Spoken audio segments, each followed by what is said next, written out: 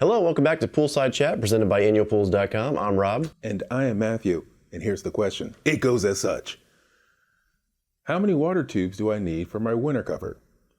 For the uninitiated, water tubes are water-filled vinyl tubes used to secure a winter cover to your deck. They're available in either 8 or 10-foot lengths. With that said, the easiest way to get your water tube count is to add up your perimeter of your pool in feet, then divide that number by either 8 or 10 feet to get your final count. For example, you have a 16 by 32 rectangle pool. Add up the total of the perimeter, so 16 plus 16 plus 32 plus 32 equals 96 feet.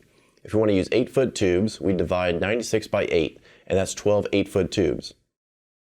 If math isn't your thing, here's a sizing chart. Go ahead and press pause now. Are we still on pause? Okay, we're good. Now that we know the count, what's the difference between a single and dual chamber water tube?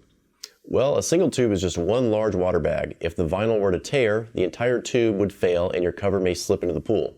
But with dual chamber tubes, if one side leaks, the other side is still holding water. It's the pool version of fix a flat tire repair. It'll hold you over until you can replace the tube.